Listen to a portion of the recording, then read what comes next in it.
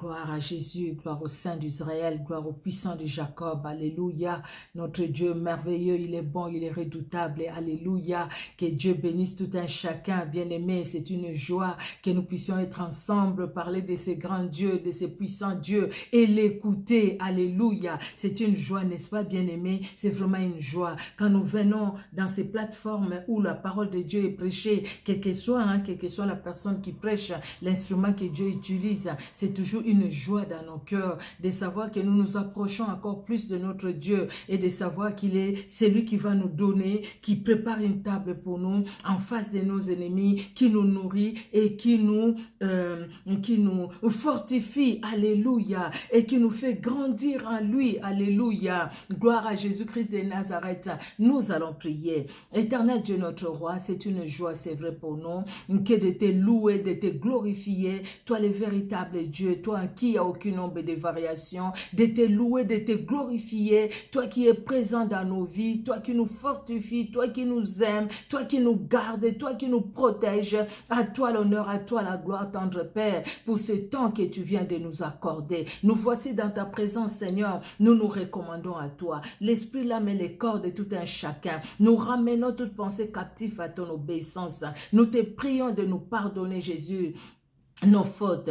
Pardonne à chaque membre de nos familles aussi, éternel Dieu souverain. Oh, laisse que l'esprit de vérité, l'esprit de gloire, cher Saint-Esprit, nous avons soif de toi, nous avons besoin de toi. Sans toi, nous ne pouvons rien. Sans toi, nous ne comprenons rien. C'est pourquoi, cher Saint-Esprit, nous t'appelons maintenant. Nous t'appelons l'esprit de vérité. Nous t'appelons l'esprit de gloire, afin que tu agisses, afin que tu parles, afin que tu te révèles, afin que tu te manifestes dans la vie de tout un chacun.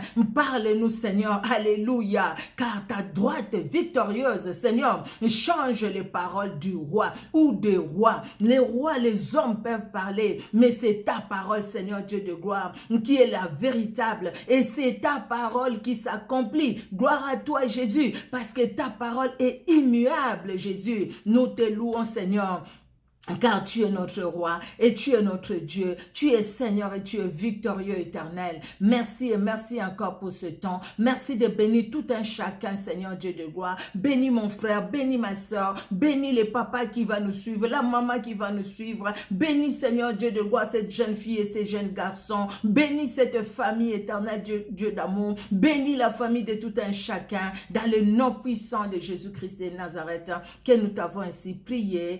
Amen. Amen, amen. Que Dieu bénisse tout un chacun. Alléluia. Donc, nous allons parler aujourd'hui de quoi? Le thème, la droite de l'Éternel change les paroles du roi. La droite de l'Éternel change les paroles du roi. Nous allons commencer par Proverbe 21.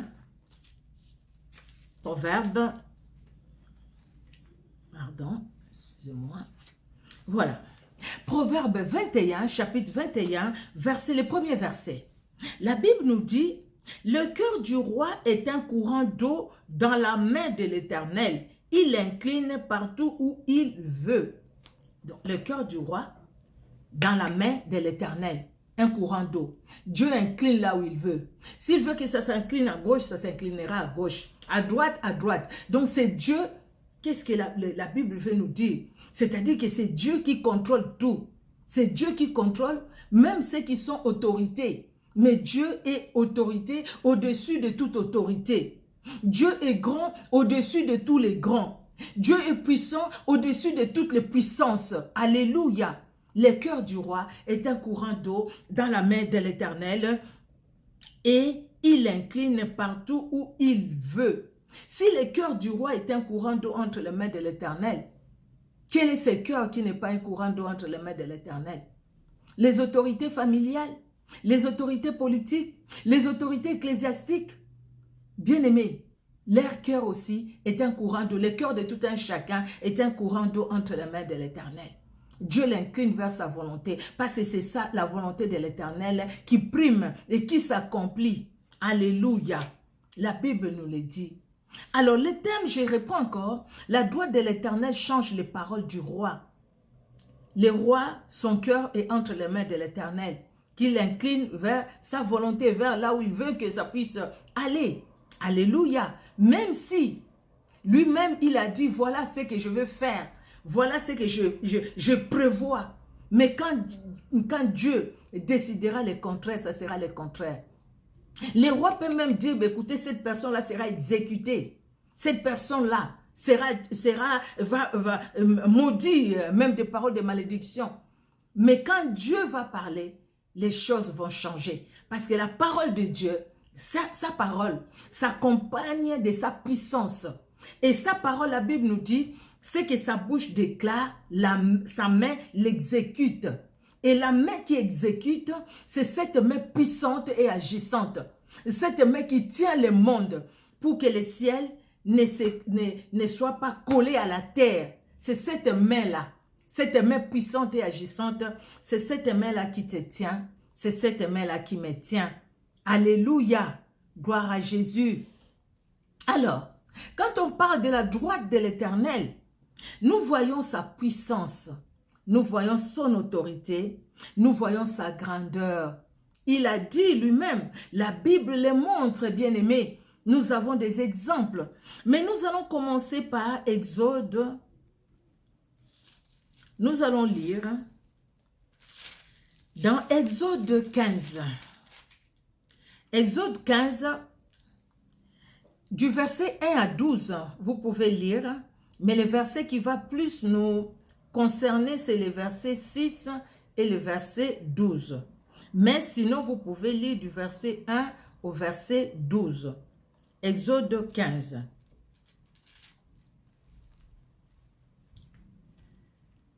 Alors, le verset 6 nous dit, « Ta droite, ô Éternel, a signalé sa force.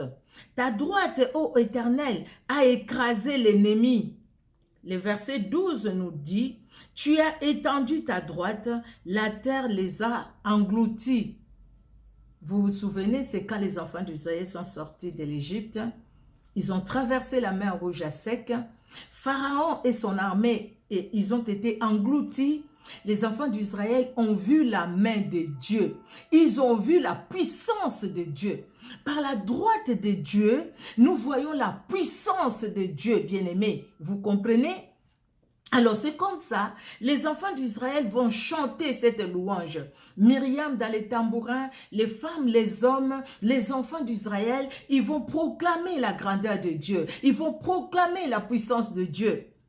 Et ils vont dire, ta droite, ô Éternel, a signalé sa force. Ta droite, ô Éternel, a écrasé l'ennemi. Donc, par ta puissance, l'ennemi a été écrasé. Par ta puissance, la mer Rouge a été séparée en deux. Aucune force ne pouvait le faire. Pas la force de Pharaon. Bien-aimés, les enfants d'Israël arrivent à chanter la droite de l'Éternel parce qu'ils ont vu ce qu'ils ont vu. Qu'est-ce que Pharaon avait dit? Que les enfants d'Israël ne sortiront pas. Quel que soit tout ce que le Seigneur a fait comme fléau, il a frappé avec les enfants d'Israël.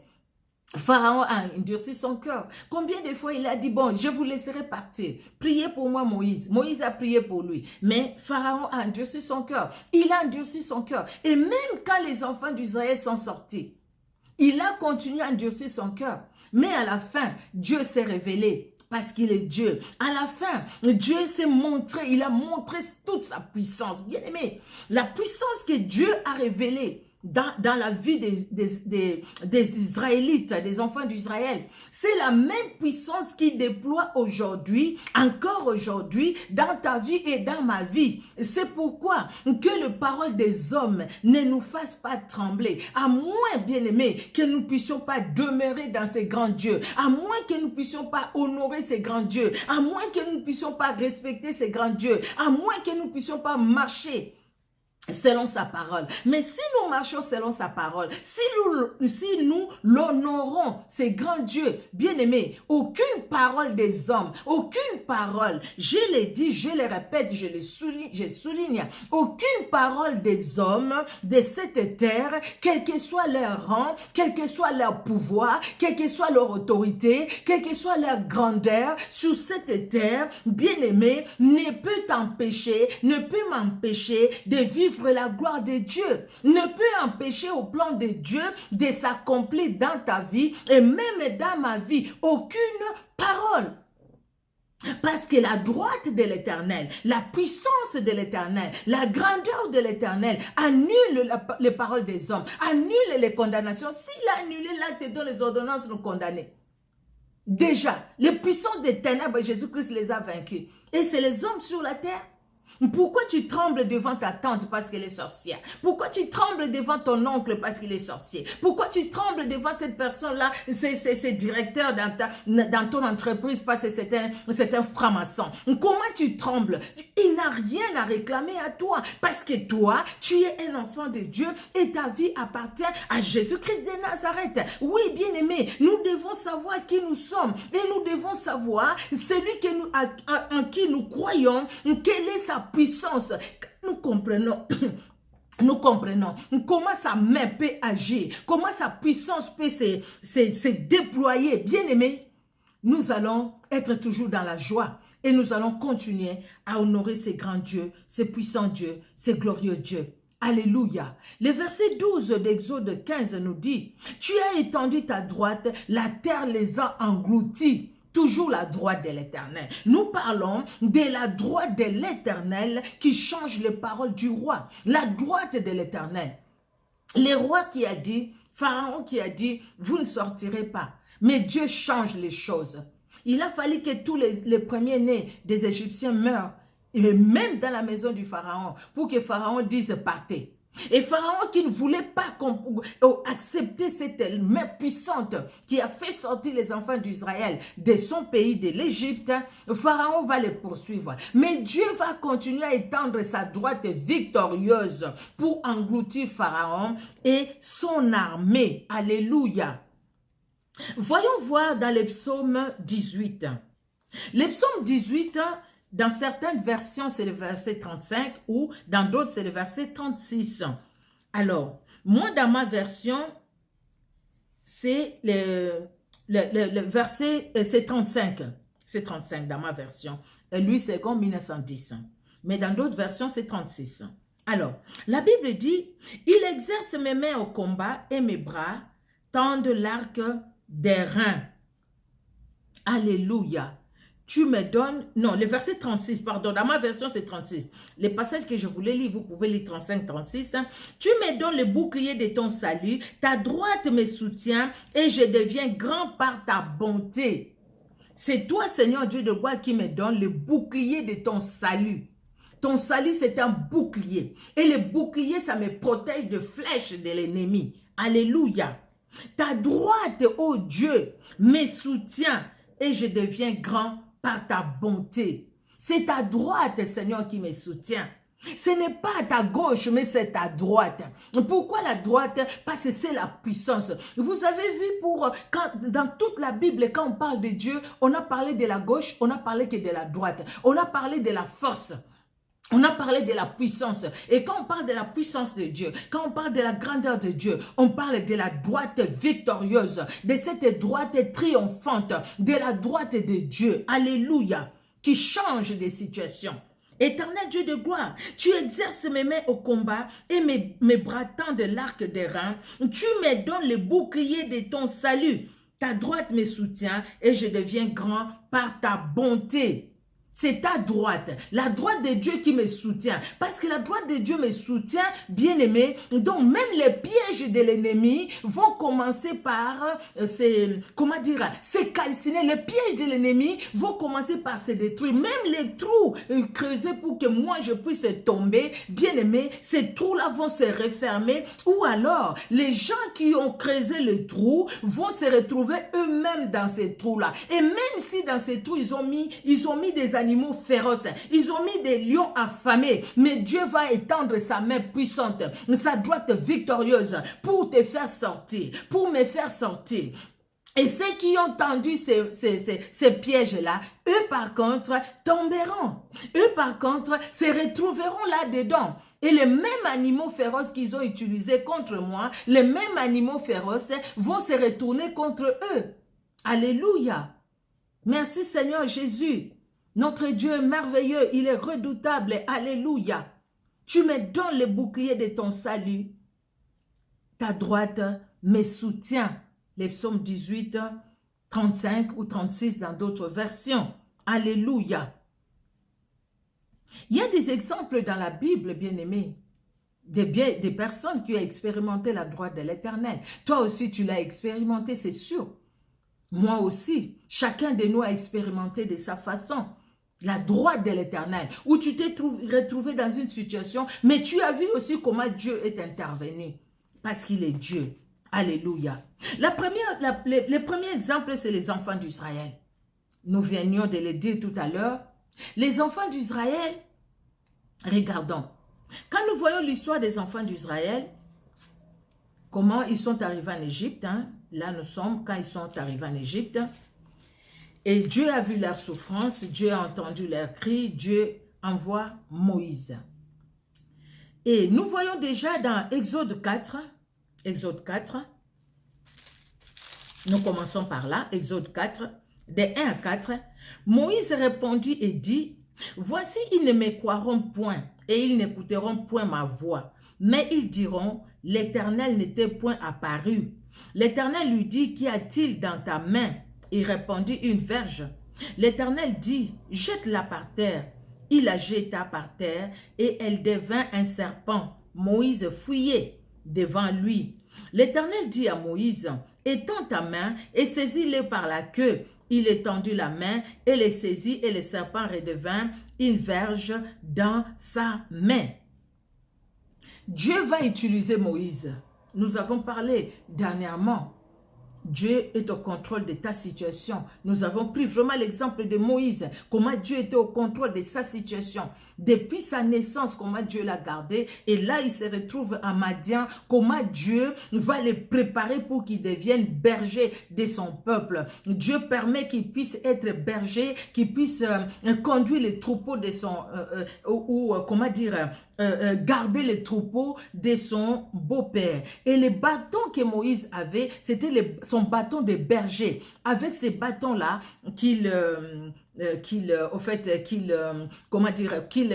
gardait les bergers ou les troupeaux de son beau-père.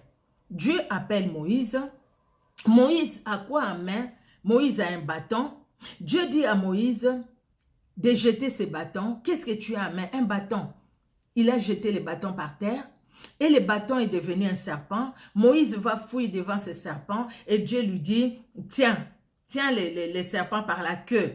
Et il va tenir les serpents par la queue.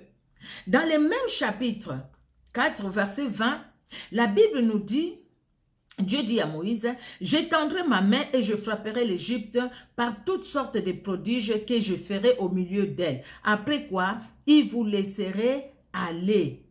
Je ferai même trouver grâce à ce peuple aux yeux des Égyptiens et quand vous partirez, vous ne partirez point à vide. » Ça, ce sont tout ça les instructions que Dieu donne à Moïse. Et Moïse va accepter la parole de Dieu et Moïse va partir. Il y a eu quelque chose qui est monté dans mon cœur. C'est vraiment, j'ai peut-être une révélation que vous avez déjà écoutée. Vous avez déjà entendu quelqu'un, un pasteur, un homme de Dieu, une femme de Dieu en parler. Moi, je l'ai senti dans mon cœur parce que j'ai posé la question à Dieu. Ces bâtons, les bâtons de Moïse ou la verge de Moïse que Dieu a utilisé. Bien aimé, la Bible nous montre quand Dieu va dire à Moïse, jette ton bâton, jette ton bâton. Dieu voulait que Moïse comprenne. Par le fait de jeter son bâton, Dieu voulait que Moïse change sa vision de voir les choses. Parce que Moïse avait une mission. La mission de Moïse, c'était que la main de Dieu, la droite de Dieu, se révèle au milieu des Égyptiens et au milieu des Israélites. Alors, Dieu utilise quelqu'un pour révéler, pour faire éclater sa gloire. Il a dit, les pharaons et son armée feront éclater ma gloire. Je vais me révéler. Mais pour que Pharaon serve à faire éclater la gloire de Dieu, il a fallu qu'il y ait un Moïse. Et ce Moïse-là devrait être là avec son bâton. Moïse, jette ton bâton. Dieu montre à Moïse, Écoute, Moïse, tu sais, les bâtons là étaient les bâtons de Moïse qui faisait avec le travail. Moïse maintenant jette ses bâtons. Donc Moïse, n'aie pas la même vision comme toi. Toi, tu as la vision d'élever les troupeaux que tu vois. Mais moi, j'ai la vision céleste. Moi, j'ai la vision que tu sois à la tête de tout un peuple, d'une nation. Moi, ce que je vois avec toi, Moïse, c'est ce que toi, tu ne vois pas. Mais pour que tu arrives au point où tu seras un instrument entre mes mains, Moïse, tu dois d'abord t'abandonner. Tu dois jeter tout ce qui est à toi. Tu dois abandonner tout ce qui est à toi.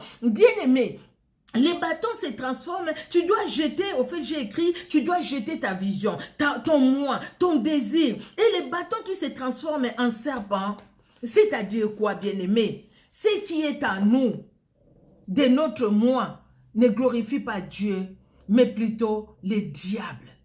Les bâtons qui se transforment en serpents. Parce que ce qui est à nous, vous voyez Galates 5 nous dit, hein, les désirs de la chair sont contraires aux désirs de l'esprit. Les désirs de la chair, c'est l'envie, la jalousie et tout. Toutes ces choses-là n'honorent pas Dieu. Au contraire, honorent la chair. Et quand ces choses-là sont dans la chair, le diable n'est pas loin. Il en profite toujours. C'est pourquoi il pousse les gens dans l'idolâtrie, pousse les gens dans la magie, dans les mensonges, dans la cupidité, dans les choses, tout ce qui est mauvais sur cette terre. Vous voyez? Alors, les diables symbolisent les serpents, au fait, dans la Bible, même déjà à l'époque d'Adam et Ève, hein, vous voyez, les serpents. Mais ces serpents-là, il a été vaincu. Vous savez, je me suis posé la question, pourquoi tenir les serpents par la queue et non par la tête? Or, les serpents, si tu les tiens par la queue, il va se retourner par la tête, il peut te mordre. Mais Dieu dit, tu les tiens par la queue. Parce que Dieu, il a tout accompli. N'est-ce pas qu'il a déchiré l'acte dont les ordonnances nous condamnaient? N'est-ce pas même la Bible nous dit, quand il parle dans Genèse 3,15, je mettrai une inimitié entre toi et la femme, entre ta postérité, sa postérité. Celle-ci t'écrasera la tête et tu lui blesseras les talons. Il t'écrasera la tête. Jésus-Christ a écrasé la tête du serpent. C'est pourquoi il nous a donné l'autorité de marcher sur les serpents, les scorpions et sur toute puissance de l'ennemi. C'est vrai que quand on regarde l'histoire des enfants d'Israël, nous voyons aussi les leçons que Dieu nous donne et la puissance du Saint-Esprit. Comment Dieu agit puissamment par sa main puissante. C'est pour nous dire quelque part, écoutez, j'ai vaincu. Donc, n'ayez pas peur de ce que vous allez tout abandonner pour me suivre. N'ayez pas peur de ce que celui qui conduit ce monde, celui qui dirige ce monde. Moi, j'ai écrasé sa tête. Tiens-les tout simplement par la queue. Parce que tu as le pouvoir. Tu as la domination. Parce que moi, je t'ai donné le pouvoir de dominer sur lui. Tiens-les tout simplement. Et tu verras, bien-aimé, quand nous allons exercer le pouvoir que l'autorité Dieu nous a donné sur l'ennemi, sur la chair, sur tout ce qui ne confesse pas son nom, en ce moment-là, nous serons victorieuses. Mais regardez, ces serpents-là qui se transforment en bâtons, Moïse récupère les bâtons. Mais vous allez voir, depuis ce temps, quand Moïse a récupéré les bâtons n'est plus devenu les bâtons de Moïse, c'est devenu les bâtons de Dieu. Quand Moïse va quitter va quitter Madian pour retourner en Égypte pour la libération des enfants d'Israël, la Bible nous dit qu'il va prendre sa femme, il va prendre ses enfants et il va prendre les bâtons, la verge de Dieu dans sa main. Il prend la verge de Dieu dans sa main et il va partir avec la verge de Dieu. Avec la verge de Dieu, Moïse va partir. Voilà. Les versets 20, Exode 4, verset 20. La Bible nous dit, Moïse prit sa femme et ses enfants, les fit monter sur des ânes et retourna dans le pays d'Égypte. Il prit dans sa main la verge de Dieu. Alléluia. Et pourtant, c'était sa verge à lui. Mais il a fallu que Moïse comprenne que moi là, je dois m'abandonner. Comprenne que là où je suis, les lieux est saint. Dieu lui dit d'ailleurs d'ôter les souliers parce que là où il était, l'endroit était saint. Et Dieu lui dit, Moïse, jette ce que tu as. Donc ce qui est à toi. Bien aimé, si nous ne jetons pas ce qui est à nous, nous n'allons pas voir la gloire de Dieu. Il faut l'obéissance. Jette ces bâtons. Accepte. Donc, là où tu t'appuyais, c'était un appui, c'était son instrument du travail. Donc, quelque part, dans ces bâtons-là, Moïse ne pouvait pas aller paître les troupeaux sans les bâtons. Il devait avoir les bâtons-là vers jamais pour battre, pour garder les troupeaux. Écoutez, et s'il y a les lions qui viennent, et s'il y a les autres qui viennent l'attaquer avec son bâton, comment il va faire pour assurer les brebis? Il a besoin de son bâton. Mais Dieu lui dit, c'est que toi tu es attaché à ça. Comme il a dit à ces jeunes hommes, tu respectes tout, mais ce qui te manque, une chose, va ce que tu as et donne-les aux pauvres et viens suis-moi. Donc, ce qui est à nous, bien-aimés, nous devons les jeter au bas de la croix de Jésus. Dire, Seigneur, comme Paul l'a dit, ce qui était des gains pour moi, aujourd'hui, je les considère comme de la pourriture. Pardon, je les considère comme de la pourriture pour gagner Christ. Vous voyez, la vie chrétienne, ce n'est pas une vie facile. Pour voir la main de Dieu agir puissamment à nous, que le Seigneur commence à nous parler, que le Seigneur commence à nous utiliser, ce n'est pas facile. C'est pourquoi aujourd'hui, les gens veulent tellement de contrefaçons, les gens commencent à les toucher par-ci, par-là. Les gens commencent à porter des bagues, je ne sais pas, à gauche ou à droite. Ça, c'est mon alliance. Là, c'est mon alliance. Vous voyez, les gens portent des bagues, là je pense à la main gauche ou droite, je ne sais pas. Les gens ont des bibles magiques, les gens vont, les gens font, mais des choses horribles, horribles. Les gens commencent à jeter des mouchoirs, à jeter des vestes. Les gens commencent à jeter des serpents sur les gens. Les gens commencent à faire brouter l'herbe. Et tout ça, les peuples de Dieu disent Amen. Et tout ça, les peuples de Dieu avalent. Non, c'est parce qu'on n'a pas compris. Si on a compris, bien-aimé, nous allons comprendre que la main de Dieu est puissante, même là où je me trouve. Nous allons comprendre que la main de Dieu, elle est puissante et Dieu est capable de me libérer, même si la personne qui m'a maudit est morte. Mais Dieu est capable d'annuler ces paroles-là, parce que la parole du roi, la droite du roi change même les paroles. La droite de l'Éternel, pardon, change même les paroles du roi. Oui, ça change les paroles du roi. Alléluia. Je vais répondre encore ceci. Le fait de jeter les bâtons de berger que Moïse avait, cela veut dire jeter ce qui est de Moïse, jeter sa vision, jeter son moi, ses désirs. Et les bâtons se transformaient en serpents, ce qui est...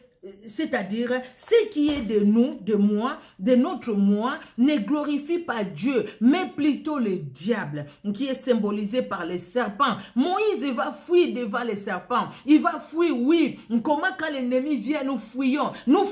Mais le Seigneur lui dit, non, ne fuis pas, n'aie pas peur. Voilà, le Seigneur nous montre encore que nous ne devons pas fuir. Nous ne devons pas avoir peur. Aujourd'hui, regardons. Si nous regardons beaucoup de lives où il y a toujours les paye et tout ça, c'est toujours les lives qui parlent de la délivrance. Nous allons détruire, nous allons renverser, nous allons faire ceci. Tout ça, c'est très bien. Moi, je crois à la délivrance. Dieu m'utilise aussi pour la délivrance. Oui.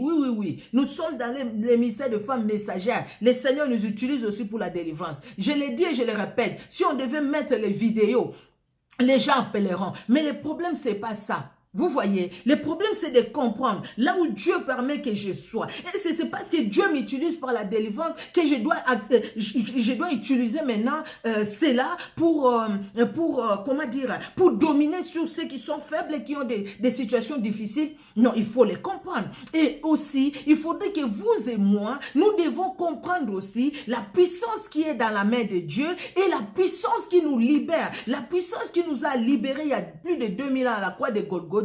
C'est la même puissance qui nous libère. La puissance, la même puissante et qui a séparé la mer Rouge en deux. C'est la même main puissante et qui me libère et qui te libère. Oui, bien-aimé, croyons que la même main puissante nous libère. Alléluia. Dieu dit à Moïse, j'étendrai ma main, je frapperai l'Égypte. Moïse, vas-y. Quelque part, maintenant, Moïse est devenu un instrument entre les mains de Dieu. Donc, Dieu intervient.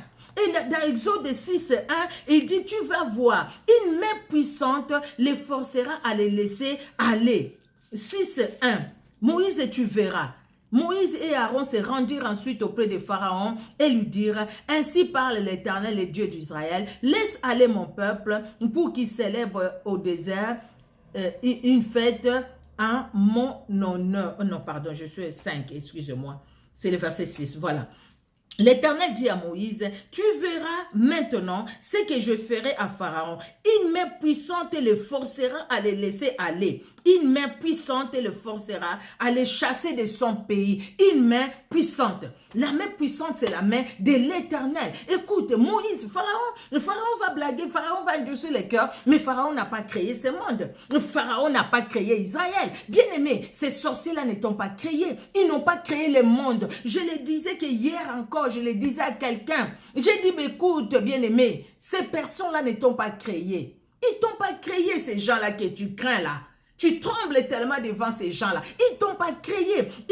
Utilise l'autorité que Dieu t'a donnée. L'autorité que Dieu nous a donnée, c'est au travers de sa parole. Et Seigneur, tu as dit, et moi je crois, parce que la Bible me le dit. Alléluia. J'utilise ça, c'est que le Seigneur m'a donné, l'autorité de sa parole. Dieu dit, une main puissante le forcera.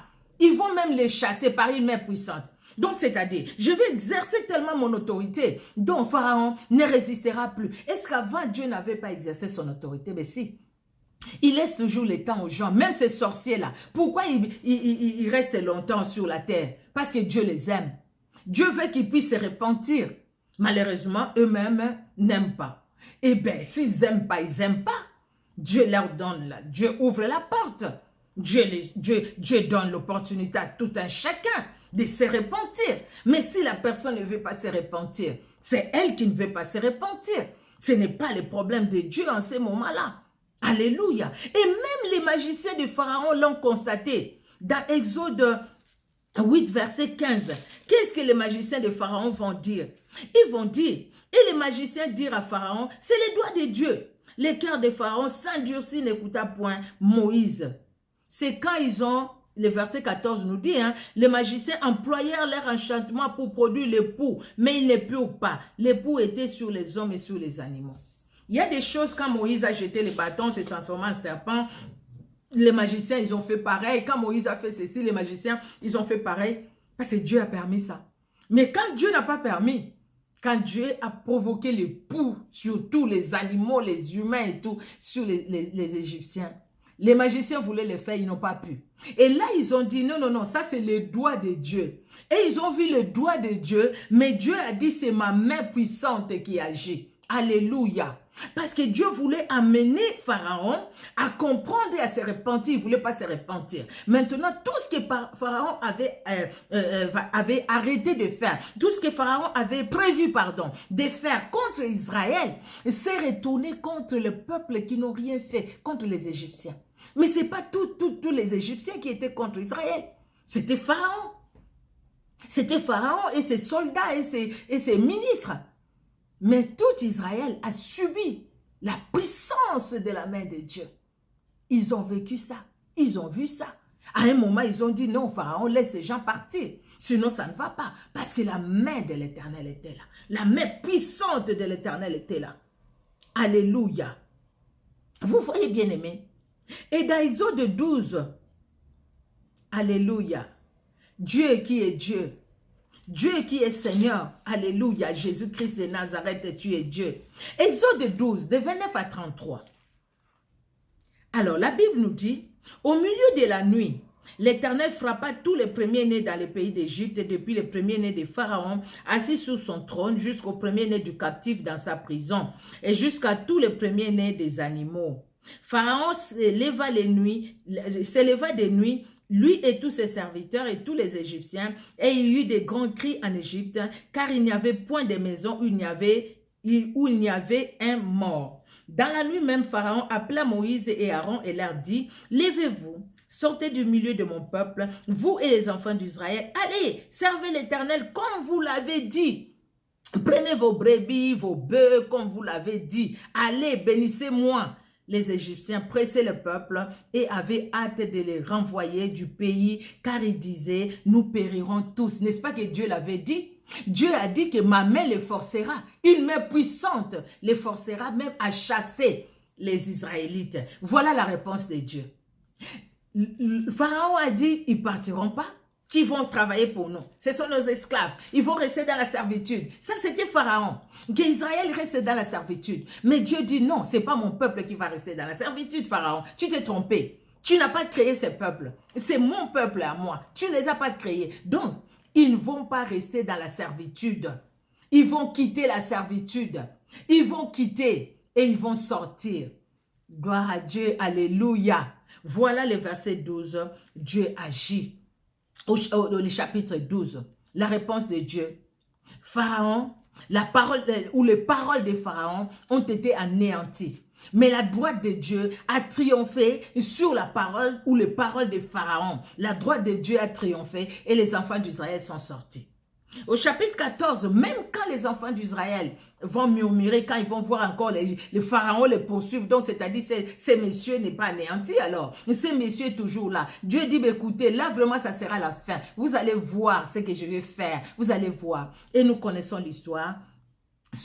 Pharaon et son armée, ils ont été engloutis, dont le chapitre 15 que nous avions lu au début, quand les enfants d'Israël chantaient la gloire de Dieu. Alléluia. Oh, gloire à toi, Seigneur Jésus-Christ. Alors, j'avais écrit, nous remarquons dans cette histoire que Moïse a utilisé son bâton que quand Dieu lui demandait de le faire. La seule fois où il a utilisé le bâton sans que Dieu le lui demande, c'était devant les rochers.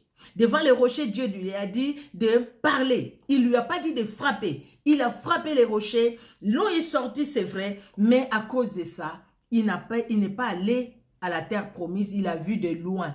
Il a vu de loin. Mais toutes les fois, c'est quand Dieu lui disait, qu'est-ce que tu as à main? Les bâtons, même pour traverser la mer Rouge. Ce que tu as à main, fais. Donc maintenant, parce qu'au fait, maintenant Moïse ne s'appartenait pas à lui-même. Maintenant, Moïse ne faisait pas des choses pour lui-même, pour sa gloire. Maintenant, Moïse faisait les choses pour la gloire de Dieu. Ce n'est que comme ça que nous allons voir la main de Dieu agissante dans nos vies, que nous allons voir la main puissante se révéler, la main de Dieu détruire et changer les situations. Bien aimés, vous n'avez pas vu des gens qui ont été maudits, on t'a dit, toi de toutes les façons tu te marieras pas, mais tu t'es marié.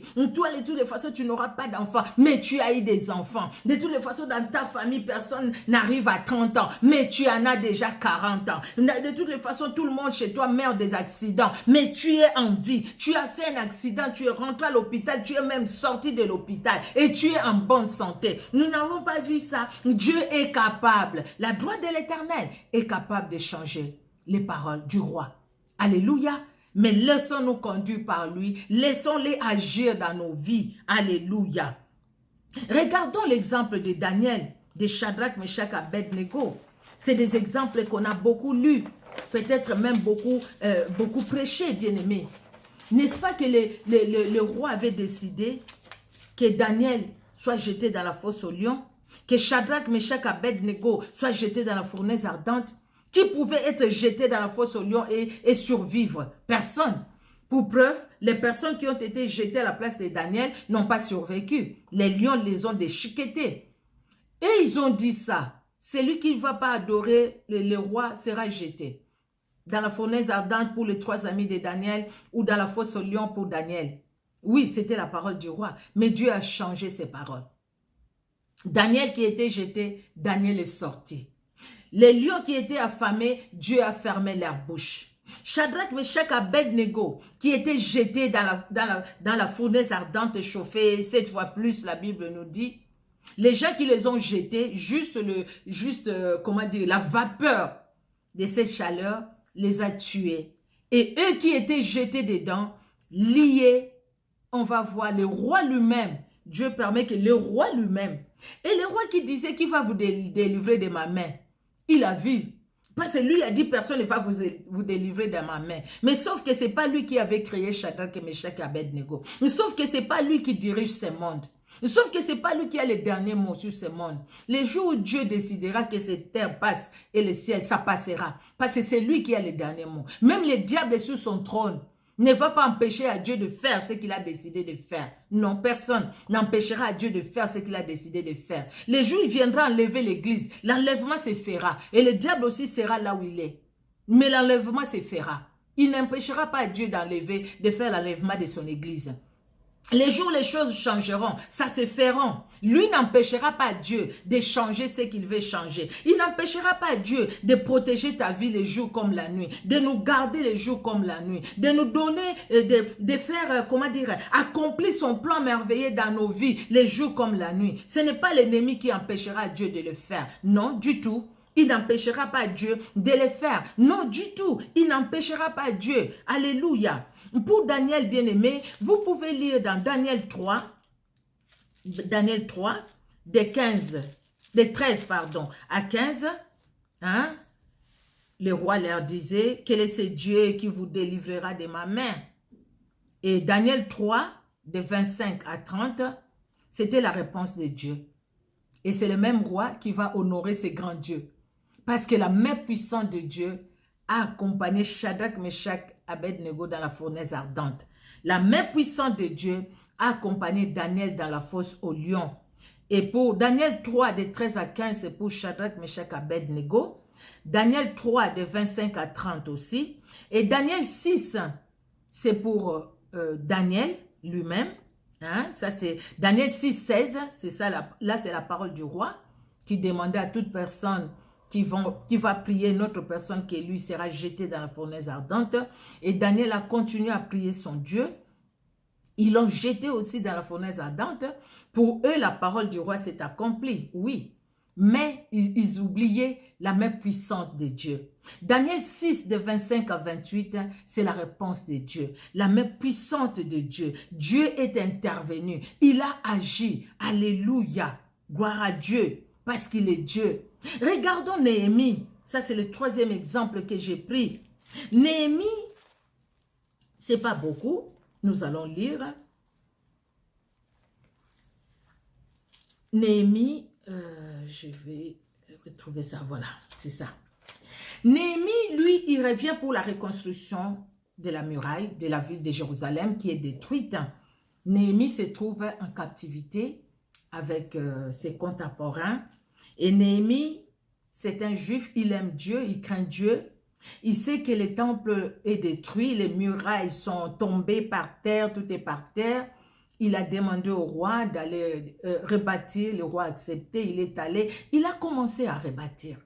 Et quand il commence à rebâtir, il y a de ceux-là, les ennemis des enfants d'Israël, qui n'ont pas vu ça de bon oeil, qu'il y ait quelqu'un qui revienne de la captivité et qui puisse rebâtir ces murailles. Parce que le diable n'aime pas nous voir heureux. Il aime toujours nous voir dans des problèmes. Il aime toujours nous voir dans les célibats, dans la stérilité. Il aime toujours nous voir échouer. Il aime toujours nous voir en train de pleurer. Il veut nous voir pleurer matin, midi et soir à cause des situations. Ils ont vu ça d'un mauvais œil. Qu'il y ait quelqu'un qui soit revenu de Jérusalem, de la captivité pour rebâtir. Et ils ont commencé à les combattre. Vous pouvez lire l'histoire de Néhémie, c'est une belle histoire. Au chapitre 4, lorsque Sambala apprit que nous rebâtissons la muraille, il fut en colère et très irrité. Mais où était son problème, franchement? Vous voyez ça? Il se moqua des Juifs et dit devant ses frères et devant les soldats de Samarie, à quoi travaillent ces Juifs impuissants? Les laissera-t-on faire? Sacrifieront-ils? Vont-ils achever? Redonneront-ils vie à des pierres ensevelies sous des monceaux, des poussières et consumées par le feu? Tobija l'ammonite était à côté de lui et il dit qu'il bâtit seulement. Si un renard se lance, il renversera leur muraille de pierre. Écoute, ô notre Dieu, comme nous sommes méprisés, fais retomber leurs insultes sur leur tête et livre-les au pillage sur une terre où ils soient captifs. Ne pardonne pas leurs iniquités et que leurs péchés ne soient pas effacés de devant toi, car ils ont effacé ceux qui bâtissent. Alors, le verset 6. Nous rebâtîmes la muraille qui fut partout achevée jusqu'à la moitié de sa hauteur. Et le peuple prit à cœur ce travail. Alléluia. Tobija, tout ça, les Sambala, ils viennent, ils ne veulent pas, ils sont nombreux, ils se réunissent contre ceux qui veulent avancer, ceux qui avancent, ils se réunissent contre ceux qui aiment la vie de prière pour les empêcher de prier. Les Sambala de Tobija, il existe encore l'esprit de Sambala de Tobija, ils agissent jusqu'aujourd'hui. Eh mon Dieu, alors maintenant, ces gens-là sont venus, Néhémie sait. Il sait qu'ils peuvent parler, mais ce n'est pas leur parole qui va s'accomplir. Parce qu'il y a une main puissante qui est capable d'agir. Néhémie va recourir à ce Dieu. Néhémie recourt à Dieu et Dieu se révèle. Dieu donne la soif dans les cœurs des gens. Tout chacun a eu le fardeau de rebâtir. Alléluia. La Bible dit, et le peuple prit à cœur ce travail. Ils ont eu le fardeau, ils ont eu l'amour à bâtir et ils ont rebâti.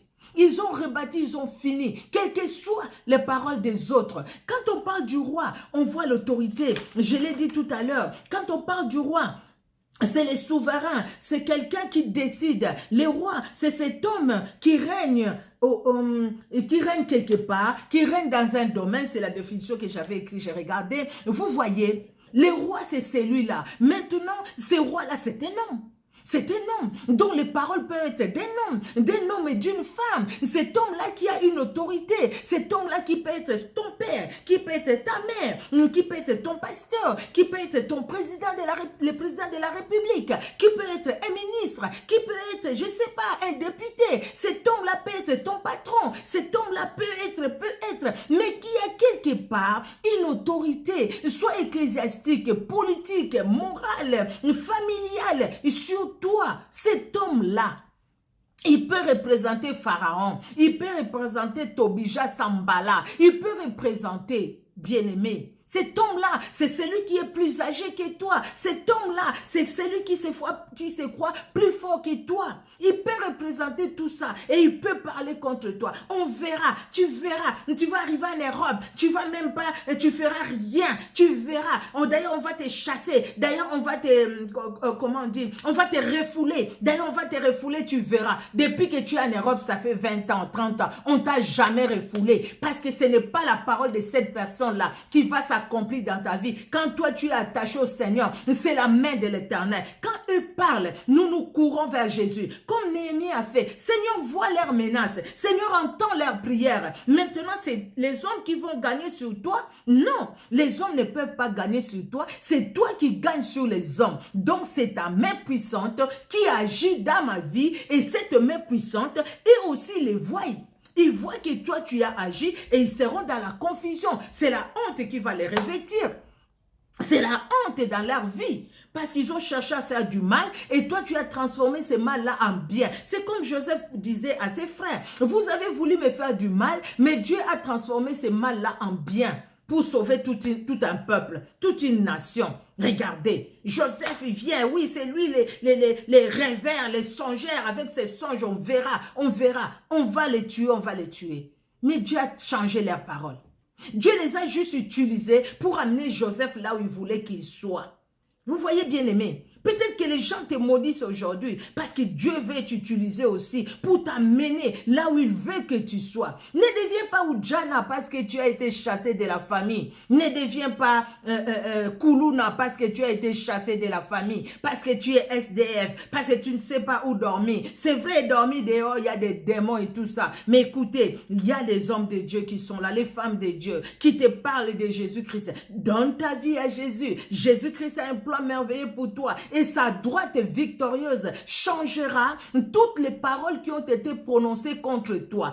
Sa droite victorieuse changera tous les complots qui ont été formés contre toi.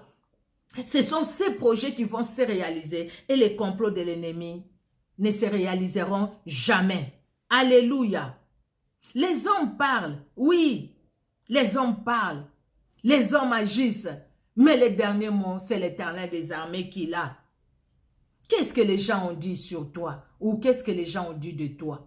Depuis que tu es né, depuis ta naissance, qu'est-ce que tu as entendu que les gens ont dit de toi? Ils t'ont dit peut-être dans ta famille, ah voilà, peut-être que tu ne connais même pas tes parents. Ils sont morts quand tu es né, tu étais encore jeune, tu étais encore petit, tu étais encore bébé. Mais qu'est-ce que les gens ont dit sur toi? Dis-toi aujourd'hui, je suis là, Seigneur, devant toi comme Moïse, comme Néhémie, comme toutes les personnes que tu as utilisées. Je suis là devant toi. Les hommes, voilà ce qu'ils ont dit. Mais moi, je sais que toi, dans ta parole, tu me dis que tu connais le projet que tu as formé sur moi. Donc, ce qui va se réaliser dans ma vie, ce n'est pas ce que les hommes ont dit, mais c'est ce que toi, tu veux de moi, ce que toi, tu as dit. Jésus-Christ dit un mot. Dis un mot pour la vie de ses frères, pour la vie de cette sœur, pour ma vie. Dis un mot, parce que ta parole, c'est la vérité. Ta parole, Seigneur, la Bible me dit, c'est que ta bouche déclare, ta main l'exécute. Tu as dit à Moïse, et ta main l'a exécuté. Tu as dit que je les chasserai. Une main puissante les conduira à chasser les enfants d'Israël. Et une main puissante les a conduits à chasser les enfants d'Israël. Ces pharaons et ces Égyptiens, leur parole a été anéantie. Alléluia. Alléluia. Quand Jonas est allé à Ninive, Jonas ne voulait pas que les enfants, les Ninivites puissent avoir la vie, puissent se repentir. C'était lui qui le voyait. Mais Dieu voyait ces peuples-là, Dieu voyait les Ninivites comme les gens qui marchaient sans connaître leur gauche de leur droite. Donc ils avaient besoin de la repentance et ils se sont repentis. La main de Dieu a touché leur cœur. Ces jours-là, à partir du roi jusqu'au bébé, jusqu'aux enfants, tous ils ont gêné, ils ont revêtu les sacs et ils ont donné leur cœur à Jésus-Christ. Moïse, Pharaon voulait les tuer. Il voulait les tuer. Il les cherchait pour les tuer parce qu'il a tué un Égyptien. Mais Dieu l'a amené à Madian et le même Moïse, Dieu l'a utilisé pour faire éclater sa gloire, pour sauver son peuple. Alléluia, alléluia. Les gens peuvent parler. Shimei, quand il a vu David passer, il s'est moqué de David. Il s'est moqué de David, dénigré David. David a été dénigré par Saül et même par son propre fils. Mais Dieu l'a élevé et David est devenu un roi, l'homme selon le cœur de Dieu. J'ai trouvé David, fils d'Isaïe, l'homme selon mon cœur, alléluia. Même s'il a péché pour les problèmes du riz, David n'est plus retourné dans les mêmes péchés parce qu'il a compris. La main de Dieu, même quand il est allé se cacher dans la caverne, il est allé chez les Philistins, il a fait semblant d'être fou et tout ça parce qu'il voulait sauver sa vie. Mais la main de Dieu l'a accompagné. La droite victorieuse de Dieu a changé les paroles des hommes contre Moïse. Tout ce que Saül voulait contre Moïse, tout ce que même Absalom voulait contre Moïse, Dieu a changé parce que c'est la main puissante de l'Éternel qui change toutes choses. Amen, amen. Dieu est merveilleux, il est puissant, il est redoutable, bien-aimé. Que Dieu vous bénisse. Soyez riches.